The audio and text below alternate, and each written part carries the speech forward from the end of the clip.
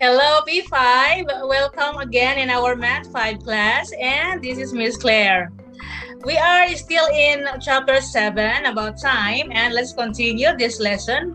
We are now on lesson 3, time intervals in hours and minutes, and also in lesson 4, time intervals in days, weeks, months, and years.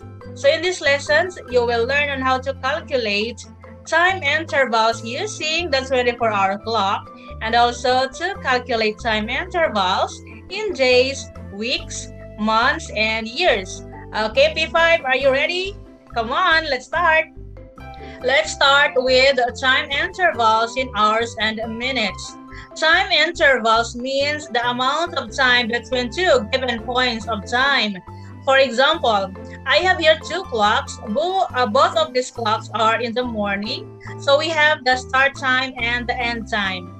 As you can see, in our start time, the time is 9:15 and our end time is 9:43. So let's calculate how many minutes passed from here, from 9:15.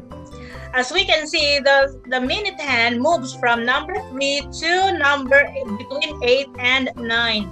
So let's calculate. Just like the second hand, if the minute hand will move from one number to the next number, it means 5 minutes. So if it moves from 3 to 4, it means 5 minutes. 4 to 5 is also 5 minutes, and the rest follows. However, from 8 until this part, this is only 3 minutes because it does not reach 9. So how many times the minute hand move by 5? So we have 5 times this one. 1, 2, 3, 4, 5. So 5 times 5 minutes is 25 minutes plus the 3 minutes, that is equal to 28 minutes. So 28 minutes passed. Next, I have another example. What is the start time of your math class? Let's say our math class starts at 9:30. And what time it ended? Let's say it ends at 11:10. So both of these clock children are also in the morning, and this is a digital clock. So using our diagram, so we have 9:30 and it ends at 11:10. So let's say how long then is our math class? Let's compute. Okay, we have our start time and end time. So children, from 9:30, let's find the next hour after 9, and that is 10 o'clock. So 9:30 to 10 o'clock, that is 30 minutes. So if we add 30 minutes, it's 10. Then the next hour is 11 o'clock. Now, our end time is 11:10. So from 11 to 11:10, that is 10 minutes. After that, let's add a time. So let's add 30 minutes plus 1 hour plus 10 minutes. That is equal to, yes, 1 hour and 40 minutes. Therefore, the math class lasts for 1 hour and 40 minutes. Anyway, to write hour, let's use H, and for minutes, let's use MIN or min. Miss Clara conducts piano lesson. Each lesson is 1 hour, 30 minutes. The lesson ends at 11:15. So what time does the lesson start? So let's calculate. So the question here is the time starts or the start time. We already have the end time, which is 11:15, and the time or the lesson is lasts for 1 hour and 30 minutes. So therefore, children, we will go back. We are going to count back, calculate back. So 11:15, the hour before 11:15 is 11 o'clock, and that is 15 minutes. So let's subtract 15 minutes. Next is we are looking for 1 hour 30 minutes. So let's subtract another hour from 11 o'clock, and that is 10 o'clock. So we already have 1 hour and 15 minutes. So we need more 15 minutes. So from 10 o'clock, let's subtract 15 minutes.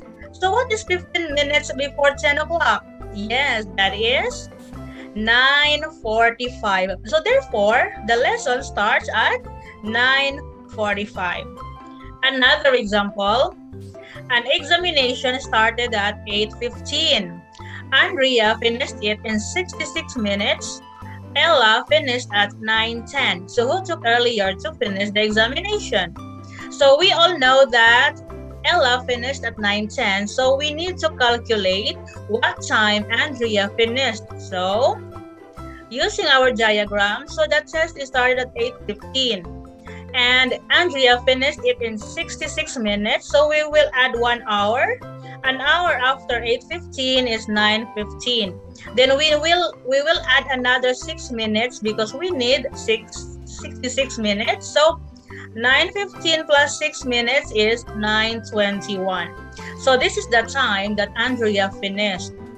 However, Ella is around 9:10. That is 5 minutes before 9:15. So who took the test earlier? Yes, it's Ella. So and how long? So let's only subtract 9:21 minus 9:10, and that is 11 minutes. So Ella finished earlier by 11 minutes. So that's how to calculate time intervals in minutes and hours. Now let's go to calculating time intervals in days, weeks, months, and years. So in this lesson, we will need a calendar. So P5, please prepare your calendar. Okay, I have here a calendar and this is the month of November. So this is our present month. Then I have here a problem. Let's read. Julie started reading a book on 4th of November. She finished reading the book on 10th of November. So how many days did Julie take to complete reading the book? So she started reading on the 4th of November and finished on the 10th. So all we need to do is we will just count the number of days starting from the 4th November. So let's count, everyone.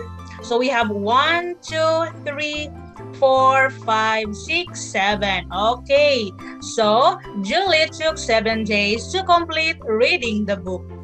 Okay, another problem, and we are still using the same calendar. Now, Julie borrowed some books in the school library on 7th of November. She returned them after 10 days. So, when did she return the books? So, we are looking for the date that she returned the books. So, she borrowed it on the 7th of November. Then, we need to count 10 days after November 7th. So, we will not include 7th November. We will start counting on the 8th November. So, let's count. 1, 2, 3, 4, 5, 6, 7, 8, 9, 10. Okay, so we have 10 days. So the 10th day after 7th of November is November 17th. So Julie returned the books on 17th November. Another problem. Okay. Look at our calendar. We are still using November. So let's say that the date today is 9th of November. Julie's birthday is on 28th November. Okay, so our date is 9 and Julie's birthday is on the 28th of November. So we will going to calculate how many weeks and days are there to her birthday. Okay, but before that, this is our conversion of weeks and days, children. So 1 week is 7 days and 2 weeks is equal to 14 days. Next, let's count how many days from November 9th to November 28th. Okay, so we will start counting from 10. So we will not count 9 anymore. So let's count the number of days. So we have 1, 2, 3, 4, 5, 6, 7, 8, 9, 10, 11, 12, 13, 14, 15, 16, 17, 18, and 19. So there are 19 days to 28th November. But we are looking for the number of weeks. So let's compute. 19 days is equal to 14 days plus 5 days. We cannot make 21 days. So we will only use 14 days. and 14 days is equal to 2 weeks and 5 days. So, there are 2 weeks, 5 days to her birthday. Another problem, Sammy stayed in Bandung from May 2015 to July 2019. So how many years and months did Sammy stay in Bandung? So we will use a timeline just like earlier. This is a timeline, children. It will help us to calculate number of years and months easily. So the start date is May 2015 and the end date is July 2019. So to calculate, let's find first the number of years. So 1 year after May 2015 is May 2016. So another year is May 2017. Another year again, May 2018. Another year is May 2019. So from May 2015 to May 2019, that is already 4 years. 1, 2, 3, 4. Now, let's continue but by months because this is only until 2019. So 1 month after May 2019 is June 2019. So that is 1 month. Then another month is July. After June is July 2019. And it's done. So we have additional 2 months.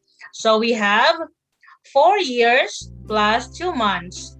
So Sammy stayed in Bandung for 4 years, 2 months. So children, that's how to calculate the time intervals in days, weeks, months, and years. Okay, during our Zoom meeting, I will discuss more about this lesson. Okay, P5, that's all about lesson 3 and 4 about calculating time intervals in hours, minutes, and also in days, weeks, months, and years. Do you learn something from this video? Okay, I hope that you learned a lot in this video. I will discuss more about this during our Zoom meeting. Thank you for watching and always remember to stay safe and healthy. God bless everyone and have a great day.